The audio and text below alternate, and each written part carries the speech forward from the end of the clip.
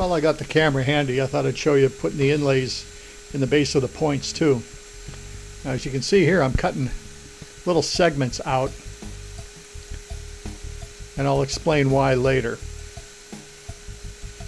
As the inlay starts to take shape, it'll become clearer.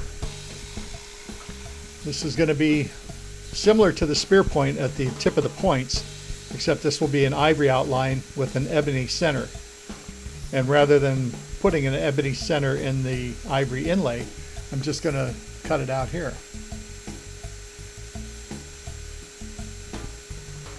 Now that's an 020 cutter. Again, it's ramping down to depth. You can't push this too hard because that little ebony island in there is pretty fragile and can easily get knocked out. We don't want that to happen.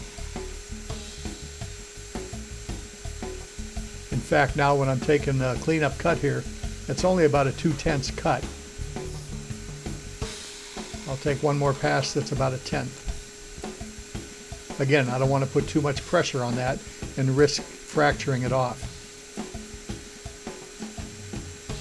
Now that that's done, it'll cut the outside contour of the inlay.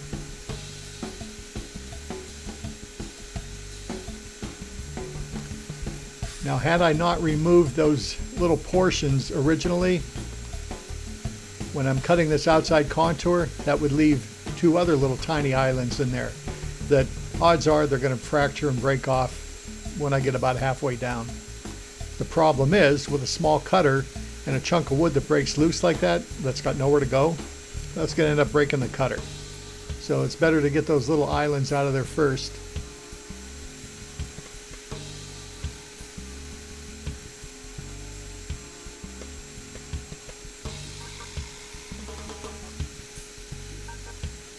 A little more information on this cue.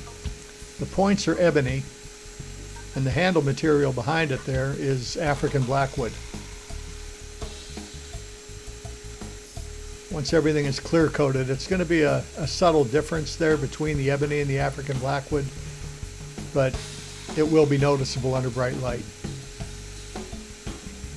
Again, the skim cut I'm taking right here is about 2/10.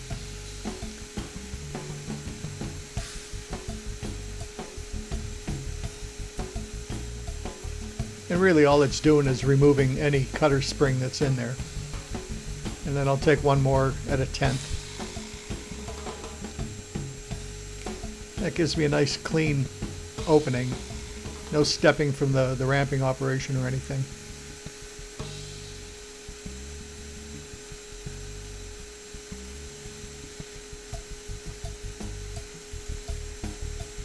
And again, since I'm here, I'll show you what's going on the other end, in the butt sleeve. Now the butt sleeve too is ebony. And again, that's an 020 cutter. You can see I've already got the reverse spear point below this inlay. And here's just another view of it. And here you can see the difference between the ebony and the African blackwood.